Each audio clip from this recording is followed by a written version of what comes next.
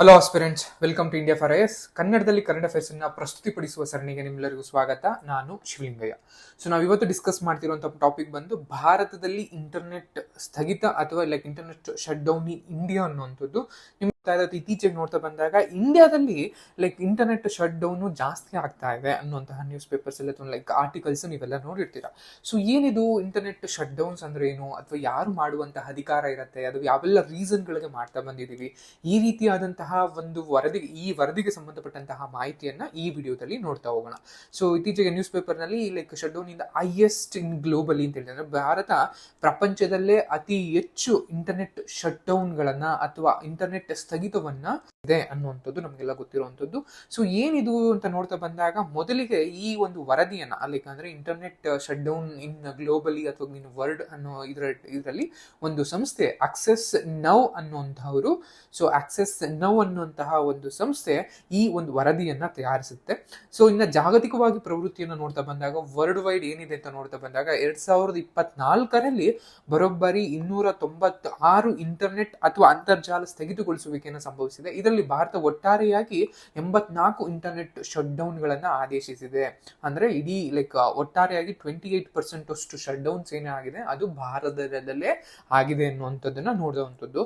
ಭಾರತವು ಎರಡನೇ ಅತಿ ದೊಡ್ಡ ದೇಶ ಅಥವಾ ಎರಡನೇ ಅತಿ ಹೆಚ್ಚು ಇಂಟರ್ನೆಟ್ ಸ್ಥಗಿತಗೊಳಿಸುವಿಕೆಯನ್ನು ಮಾಡಿದಂತಹ ದೇಶ ಅಂತ ಹೇಳಿದ್ರೆ ಮೊದಲ ಸ್ಥಾನದಲ್ಲಿ ಮಯನ್ಮಾರ್ ಇದೆ. ಅಂದ್ರೆ ಜುಂಟಾಗಳ ಆಳ್ವಿಕೆಯಲ್ಲಿರುವಂತಹ ಅಥವಾ ಮಿಲಿಟರಿಯವರ ಆಳ್ವಿಕೆಯಲ್ಲಿರುವಂತಹ ಮಯನ್ಮಾರ್ ರಾಷ್ಟ್ರ ಈ ಇಂಟರ್ನೆಟ್ ಸ್ಥಗಿತಗೊಳಿಸುವಿಕೆಯಲ್ಲಿ ಮೊದಲ ಸ್ಥಾನದಲ್ಲಿದೆ. ನಂತರದ ಸ್ಥಾನದಲ್ಲಿ ಭಾರತ ಅತಿ ಹೆಚ್ಚು ಇಂಟರ್ನೆಟ್ ಸ್ಥಗಿತಗೊಳಿಸುವಿಕೆಯನ್ನ ಆದೇಶಿಸಿದಂತಹ ರಾಷ್ಟ್ರವಾಗಿ ಎರಡನೇ ರಾಷ್ಟ್ರವಾಗಿ ಹೊರಹೊಮ್ಮಿದೆ. ಒಟ್ಟಾರೆಯಾಗಿ 2023ಗೆ ಹೋಲಿಕೆ ಮಾಡಿದ್ರೆ, ಅಂದ್ರೆ 2023ಕ್ಕೆ ಹೋಲಿಕೆ ಮಾಡಿದ್ರೆ 2024ರಲ್ಲಿ ಸ್ವಲ್ಪ ಮಟ್ಟಿಗೆ ಕಮ್ಮಿ ಆಗಿದೆ ಅನ್ನುವಂಥದ್ದು. ಇದು ಭಾರತದಲ್ಲಿ ಒಟ್ಟಾರೆಯಾಗಿ 16 ರಾಜ್ಯ ಮತ್ತು ಕೇಂದ್ರಾಡಳಿತ ಪ್ರದೇಶಗಳ ಮೇಲೆ ಅಥವಾ ಯೂನಿಯನ್ ಟೆರಿಟರಿಗಳ ಮೇಲೆ ಅಂತರ್ಜಾಲ ಸ್ಥಗಿತಗೊಳಿಸುವಿಕೆ ಒಂದು ಪರಿಣಾಮಗಳಲ್ಲಿ ಅತಿ ಹೆಚ್ಚು ಅಂತ ನೋಡ್ತಾ ಬಂದಾಗ ಮಣಿಪುರದಲ್ಲಿ ನಿಮ್ಗೆಲ್ಲ ಗೊತ್ತಿರೋ ಹಾಗೆ ಕುಕಿ ಮತ್ತು ಮೈತ್ರಿ ಎನ್ನುವಂತಹ ಟ್ರೈಬ್ಗಳ ನಡುವೆ ನಡೀತಾ ಇರುವಂತಹ ಒಂದು ವೈಮನಸ್ಸು ಏನಿದೆ, ಅದು ಹೋರಾಟ ಏನಿದೆ, ಆ ಹೋರಾಟದ ಒಂದು ಪರಿಣಾಮವಾಗಿ ಇಂಟರ್ನೆಟ್ ಅನ್ನ ಸ್ಥಗಿತಗೊಳಿಸುವ ಅಂದ್ರೆ ಒಂದು ಸೀಮಿತ ಪ್ರದೇಶಕ್ಕೆ ಸರ್ಕಾರದ ಆದೇಶದ ಮೇರೆಗೆ ಏನು ಅಂತರ್ಜಾಲ ಪೂರೈಕೆದಾರರು ಇರ್ತಾರೆ ಅಥವಾ ಇಂಟರ್ನೆಟ್ ಒದಗಿಸುವವರು ಇರ್ತಾರೆ, ಅವರು ಒಂದು ಡೆಫಿನೆಟ್ ಪೀರಿಯಡ್ ಅಥವಾ ಇಂಡೆಫಿನೆಟ್ ಪೀರಿಯಡ್ ಅಂದ್ರೆ ನಿರ್ದಿಷ್ಟಾವಧಿಗೆ ಅಥವಾ ಅನಿರ್ದಿಷ್ಟಾವಧಿಗೆ ಇಂಟರ್ನೆಟ್ ಅನ್ನ ಅಥವಾ ಅಂತರ್ಜಾಲವನ್ನ ಅಂತರ್ಜಾಲ ಸ್ಥಗಿತಗೊಳಿಸುವಿಕೆ ಅಂತ ಕರಿತೀವಿ. ಒಂದು ಪರಿಶಿಷ್ಟ ಒಂದು ಪ್ರದೇಶದಲ್ಲಿ ಮಾತ್ರ ಸೀಮಿತವಾಗಿರುತ್ತೆ. ಸೊ ಇದೇ ರೀತಿಯಲ್ಲಿ ಮಣಿಪುರದಲ್ಲಿ ಬರೋಬ್ಬರಿ 21 ಬಾರಿ 2024ರಲ್ಲಿ ಇಂಟರ್ನೆಟ್ ಸ್ಥಗಿತಗೊಳಿಸುವಿಕೆಯನ್ನ ಮಾಡಲಾಗಿದೆ. ಅದನ್ನ ಬಿಟ್ಟು ನೆಕ್ಸ್ಟ್ ಸ್ಥಾನದಲ್ಲಿ ಹರಿಯಾಣ ಇದೆ. ಹರಿಯಾಣದಲ್ಲಿ 21 ಬಾರಿ. ಯೂಶಲಿ ಹರಿಯಾಣದಲ್ಲಿ ಏನಕ್ಕೆ ಅಂತ ಬಂದಾಗ ಪಂಜಾಬ್ನಿಂದ ಬಂದಂತಹ ರೈತರ ಒಂದು ಹೋರಾಟಗಳಾಗಿರ್ಬೋದು, ಬೇರೆ ಬೇರೆ ಕಾರಣಗಳಿಗೋಸ್ಕರ ಹರಿಯಾಣದಲ್ಲಿ 12 ಬಾರಿ, ಜಮ್ಮು ಕಾಶ್ಮೀರದಲ್ಲಿ ಕೂಡ 12 ಬಾರಿ. ಯೂಶಲಿ ಈ 3 ರಾಜ್ಯಗಳು ಅತಿ ಹೆಚ್ಚು ಇಂಟರ್ನೆಟ್ ಸ್ಥಗಿತಗೊಳ್ಳುವಿಕೆಗೆ ಒಳಗಾದಂತಹ ರಾಜ್ಯಗಳು. ಓಕೆನಾ? What are the reasons? ಏನು ಈ ಸ್ಥಗಿತಗೊಳಿಸುವಿಕೆಗೆ ಸರ್ಕಾರ ನೀಡಿದಂತಹ ರೀಸನ್ಗಳು ಅಂತ ಏನು ಅಂತ ನೋಡ್ತಾ ಬಂದಾಗ ಇದರಲ್ಲಿ ಬರೋಬ್ಬರಿ 41 ಇನ್ಸಿಡೆಂಟ್ಗಳು ಪ್ರತಿಭಟನೆಗಳಿಗೆ ಅಥವಾ ಏನು ಸ್ಟ್ರೈಕ್ಗಳಂತ ಕರಿತೀವಿ ಇದಕ್ಕೆ ಸಂಬಂಧಿಸಿದಂತೆ ಇಂಟರ್ನೆಟ್ ಅನ್ನ ಸ್ಥಗಿತಗೊಳಿಸಲಾಗಿದೆ. ಇನ್ನು 23 ಬಾರಿ ಕೋಮು ಗಲಭೆಗಳಿಗೆ ಅಥವಾ ಏನು ಕಮ್ಯುನಲ್ ವೈಲೆನ್ಸ್ ಅಂತ ನಾವೇನ್ ಕರಿತೀವಿ, ಸೊ ಈ ಒಂದು ರೀಸನ್ ನ ನೀಡಿ ಏನು ಇಂಟರ್ನೆಟ್ ಅನ್ನುವಂಥದ್ದನ್ನ ನಾವು ಕಾಣ್ತಾ ಬರ್ತೀವಿ. ಸೊ ಈ ಇಂಟರ್ನೆಟ್ ಸ್ಥಗಿತಗೊಳಿಸುವಿಕೆಗೆ ಬಂದಾಗ 16 ರಾಜ್ಯಗಳಲ್ಲಿ ಆಯಿತು.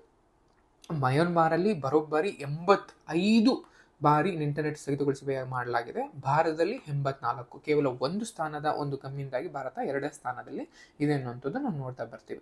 ಸೊ ಇದಕ್ಕೆ ಇನ್ನು ಇಂಟರ್ನೆಟ್ ಸ್ಥಗಿತಗೊಳಿಸುವಿಕೆಗೆ ಸಂಬಂಧಿಸಿದ ಕಾನೂನುಗಳು ಏನೇನು ಹೇಳ್ತವೆ ಅಥವಾ ಪ್ರಾವಿಷನ್ಸ್ ಏನೇನು ಹೇಳುತ್ತೆ, ಕಾನ್ಸ್ಟಿಟ್ಯೂಷನ್ ಪ್ರಾವಿಷನ್ಸ್ ಏನೇನು ಹೇಳ್ತವೆ ಅಂತ ನೋಡ್ತಾ ಬಂದಾಗ ಇಂಡಿಯನ್ ಟೆಲಿಗ್ರಾಫ್ ಆಕ್ಟ್ ಅಂತ ನಾವೇನ್ ಕರಿತೀವಿ ಅಥವಾ ಭಾರತೀಯ ಟೆಲಿಗ್ರಾಫ್ ಕಾಯ್ದೆ ಏನಿದೆ, ಇದ್ರ ಪ್ರಕಾರ ಭಾರತೀಯ ರಾಜ್ಯಗಳು ಮತ್ತು ಕೇಂದ್ರಾಡಳಿತ ಪ್ರದೇಶಗಳು ಸಾರ್ವಜನಿಕ ತುರ್ತು ಸ್ಥಿತಿ ಅಥವಾ ಸಾರ್ವಜನಿಕ ಸುರಕ್ಷತೆಯ ಹಿತಾಸಕ್ತಿಯ ಸಂದರ್ಭದಲ್ಲಿ ಮಾತ್ರ ಇಂಟರ್ನೆಟ್ ಅನ್ನ ಸ್ಥಗಿತಗೊಳಿಸಬಹುದು ಅಥವಾ ಇಂಟರ್ನೆಟ್ ಸ್ಥಗಿತಗೊಳಿಸುವಿಕೆಯನ್ನ ವಿಧಿಸಬಹುದು ಅಂತ ನಮ್ಮ ಭಾರತೀಯ ಒಂದು ಕಾಯ್ದೆ ಹೇಳ್ತಾ ಬರುತ್ತೆ. ಯಾವ ಕಾಯ್ದೆ?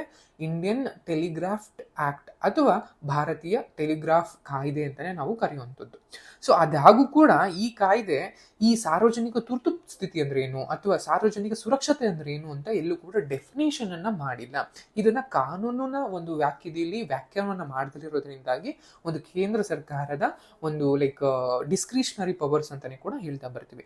2017 ಹೆಚ್ಚಾಗಿ ಕ್ರಿಮಿನಲ್ ಪ್ರಕ್ರಿಯಾ ಸಂಹಿತೆ ಅಂತ ನಾವೇನ್ ಕರಿತೀವಿ, ಅಥವಾ ಲೈಕ್ ಕ್ರಿಮಿನಲ್ ಪ್ರೊಸೀಜರ್ ಕೋಡ್ ಅಂತ ನಾವೇನ್ ಕರಿತೀವಿ.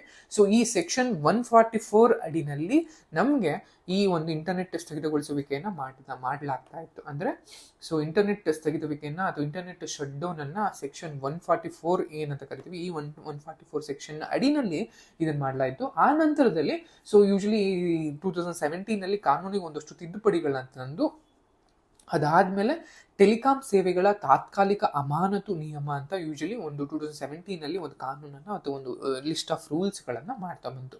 ಸೊ ಆ ನಿಯಮಗಳ ಆಧಾರದ ಮೇಲೆ ತಾತ್ಕಾಲಿಕವಾಗಿ ಸ್ಥಗಿತಗೊಳಿಸಬಹುದಾದಂತಹ ಒಂದು ಕಾರ್ಯವಿಧಾನಗಳು ಮತ್ತು ಷರತ್ತುಗಳನ್ನ ವಿವರಿಸ್ತಾ ಬರುತ್ತೆ. ಸೊ ಇದನ್ನ ನಾವು ಯೂಶಲಿ ಇರುವಂತದ್ದು ಒಂದು ಏನ್ ಸಲಹಾ ಮಂಡಳಿಗಳನ್ನ ಫಾರ್ಮ್ ಮಾಡಿ ಅದ್ರ ಮೂಲಕ ಇಂಟರ್ನೆಟ್ ಬೇಡವಾ ಅನ್ನುವಂಥದ್ದನ್ನ ನಾವು ನೋಡ್ತಾ ಬರ್ತೀವಿ.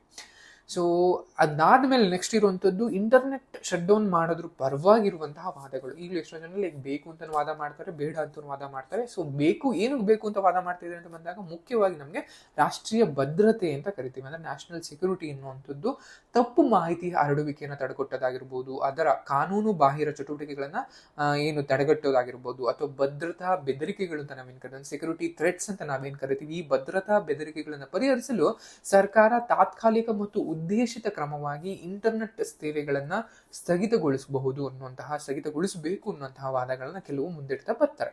ಇನ್ನು ಕೆಲವು ತಾತ್ಕಾಲಿಕ ಮತ್ತು ಉದ್ದೇಶಿತ ಕ್ರಮಗಳು ಅಂತ ಹೇಳ್ತೀವಿ, ಅಂದ್ರೆ ದೀರ್ಘಾವಧಿಯ ಪ್ರವೇಶವನ್ನ ಉಲ್ಲಂಘಿಸುವ ಉದ್ದೇಶಗಳು ಹೊಂದಿರದೆ ಕೇವಲ ಬದಲಿಗೆ ನಿರ್ದಿಷ್ಟವಾದಂತಹ ಮತ್ತು ತಕ್ಷಣದ ಕಾಳಜಿಗಳನ್ನ ಪರಿಹರಿಸಲು ಈ ಒಂದು ಇದನ್ನ ತಡೆ ಮಾಡಬಹುದು. ಅದ್ರ ಜೊತೆಗೆ ಅಶಾಂತಿ ಮತ್ತು ಹಿಂಸಾಚಾರವನ್ನ ತಡೆಗಟ್ಟೋದು ಅಂತ ಕರಿತೀವಿ. ನಿಮಗೆಲ್ಲ ಗೊತ್ತಿರೋ ಹಾಗೆ ಕಮ್ಯುನಲ್ ವೈಲೆನ್ಸು ಅಥವಾ ಲೈಕ್ ಬೇರೆ ಏನೋ ಒಂದು ಹಿಂಸಾಚಾರಗಳಿಗೆ ಸಂಬಂಧಪಟ್ಟ ಹಾಗೆ ಗುಂಪುಗಳ ನಡುವೆ ಅಥವಾ ಜನಗಳ ನಡುವೆ ಅಥವಾ ಧರ್ಮಗಳ ನಡುವೆ ಒಂದೇನಾದ್ರೂ ಗಲಾಟೆಗಳು, ಅಶಾಂತಿ, ಹಿಂಸಾಚಾರಗಳು ನಡೆದಾಗ ಸೊ ಅಲ್ಲಿ ನಮಗೆ ಈ ಫೇಕ್ ನ್ಯೂಸ್ಗಳು ಅಥವಾ ಲೈಕ್ ಮಿಸ್ಲೀಡ್ ಮಾಡುವಂತಹ ನ್ಯೂಸ್ಗಳು ಏನು ಲೈಕ್ ಈ ರೀತಿಯಾದಂತಹ ತಪ್ಪು ಮಾಹಿತಿಗಳು ಹರಡೋದು ಜಾಸ್ತಿ ಇರುತ್ತೆ. ಸೊ ಇದರ ಪರಿಣಾಮವಾಗಿ ಜನರು ಮತ್ತಷ್ಟು ಪ್ರಕ್ಷುಬ್ಧಗೊಂಡು ಲೈಕ್ ಹಿಂಸಾಚಾರಕ್ಕೆ ಇಳಿಬಹುದಾದಂತಹ ಚಾನ್ಸಸ್ ಜಾಸ್ತಿ ಇರುತ್ತೆ. ಸೊ ಅದನ್ನ ತಡೆಗಟ್ಟೋದಕ್ಕೋಸ್ಕರ ಅಂದ್ರೆ ಏನು ಮಿಸ್ಇನ್ಫಾರ್ಮೇಶನ್ ಅಂತ ನಾವೇನ್ ಕರಿತೀವಿ, ನಕಲಿ ಸುದ್ದಿ ಅಥವಾ ತಪ್ಪು ಮಾಹಿತಿ ಹರಡೋದನ್ನ ತಡೆಗಟ್ಟೋದಕ್ಕೋಸ್ಕರ ಈ ಇಂಟರ್ನೆಟ್ ಅನ್ನ ಒಂದು ಡೆಫಿನೆಟ್ ಪೀರಿಯಡ್ಗೆ ಅಂದ್ರೆ ನಿರ್ದಿಷ್ಟ ಅವಧಿಗೆ ಅಥವಾ ನಿರ್ದಿಷ್ಟ ಸ್ಥಳದಲ್ಲಿ ಮಾತ್ರ ನಾವು ಇಂಟರ್ನೆಟ್ ಶಟ್ ಡೌನ್ ಅನ್ನ ಅನ್ನುವಂತಹ ಕೆಲವು ವಾದಗಳನ್ನ ಇಡ್ತಾ ಬಂದಿರ್ತಾರೆ. ಇನ್ನು ಕೆಲವರು ಎಗೇನ್ಸ್ಟ್ ಆಗಿ ವಾದಗಳನ್ನ ಮಂಡಿಸ್ತಾ ಬಂದಿದ್ದಾರೆ, ಅಂದ್ರೆ ಏನಕ್ಕೆ ಇಂಟರ್ನೆಟ್ ಶಟ್ ಡೌನ್ ಮಾಡಬಾರದು ಅನ್ನುವಂತಹ ಕೆಲವು ವಾದಗಳನ್ನ ಹೇಳ್ತಾ ಬಂದಿದ್ದಾರೆ. ಮೊದಲಿಗೆ ಏನು ಅಂತ ಬಂದಾಗ ಅಭಿವ್ಯಕ್ತಿ ಸ್ವಾತಂತ್ರ್ಯದ ಮೇಲೆ ಪರಿಣಾಮ ಅನ್ನುವಂಥದ್ದು. ಸೊ ನಿಮ್ಗೆ ಅವಾಗಲೇ ನಾನು ಹೇಳ್ತಾ ಬಂದಾಗ ವಾಟ್ ಆರ್ ದ ರೀಸನ್ಸ್ ಏನ್ ಕೊಡ್ತಿದ್ದಾರೆ ಅಂತ ನೋಡ್ತಾ ಬಂದಾಗ ಮಾಡಿದಂತಹ 83 ಅಥವಾ 84 ಶಟ್ ಡೌನ್ಗಳಲ್ಲಿ 41 ಶಟ್ ಡೌನ್ಗಳು ಮಾಡಿರುವಂಥದ್ದು ಪ್ರತಿಭಟನೆಗಳನ್ನ ಹತ್ತಿಕ್ಕೋದಿಕ್ಕೆ. ಸೊ ಪ್ರತಿಭಟನೆಗಳು ಅನ್ನುವಂಥದ್ದು ಒಂದು ಏನೋ ಲೈಕ್ ಪ್ರತಿಭಟನೆಗಳ ಹತ್ತಿಕೊಂಡುವಂಥದ್ದು ಯೂಶಲಿ ಒಂದು ಡೆಮೊಕ್ರೆಟಿಕ್ ಅಥವಾ ಪ್ರಜಾಪ್ರಭುತ್ವ ಸರ್ಕಾರಕ್ಕೆ ಸಮ್ಮತವಾದದ್ದಲ್ಲ. ಅಂದ್ರೆ ಪ್ರಜಾಪ್ರಭುತ್ವ ಸರ್ಕಾರ ಅಂದ್ರೆ ಅದೊಂಥರ ಡಿಸೆಂಟ್ಗೆ ಅಲೋ ಇರುವಂತಹ, ಅಂದ್ರೆ ನೀನ್ ಹೇಳೋದನ್ನು ಒಪ್ಬೋದು, ಒಪ್ಪದಲ್ಲೇನೂ ಇರ್ಬೋದು, ಅದೇ ಡೆಮೊಕ್ರೆಟಿಕ್ ಅಥವಾ ಅದೇ ಪ್ರಜಾಪ್ರಭುತ್ವ ಸ್ವತಂತ್ರ.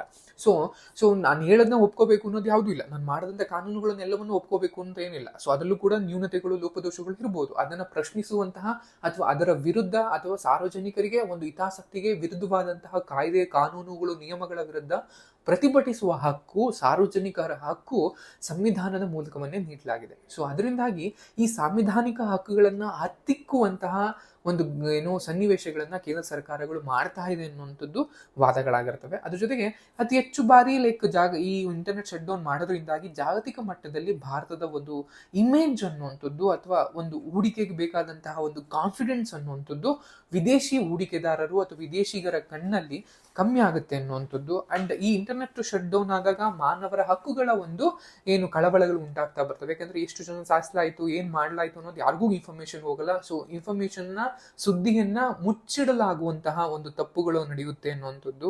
ಎಕನಾಮಿಕ್ ಲೈಕ್ ಅಥವಾ ಏನು ಎಜುಕೇಶನಲ್, ನಿಮಗೆಲ್ಲ ಗೊತ್ತಿರೋ ಹಾಗೆ ಈಗಿನ ಒಂದು ಎಜುಕೇಶನ್ ಸಿಸ್ಟಮ್ ಏನಿದೆ ಇಟ್ಸ್ ಆಲ್ವೇಸ್ ಡಿಪೆಂಡೆಂಟ್ ಆನ್ ಇಂಟರ್ನೆಟ್ಗಳಾಗಿರುತ್ತೆ. ಸೊ ಇದನ್ನ ನಾವು ಈ ಎಲ್ಲಾ ರೀಸನ್ಗಳನ್ನ ನೀಡಿ ಸೊ ಇಂಟರ್ನೆಟ್ ಶಟ್ ಡೌನ್ ಅನ್ನ ಮಾಡಬಾರದು ಅನ್ನುವಂತಹ ವಾದ ಇದ್ದಾರೆ.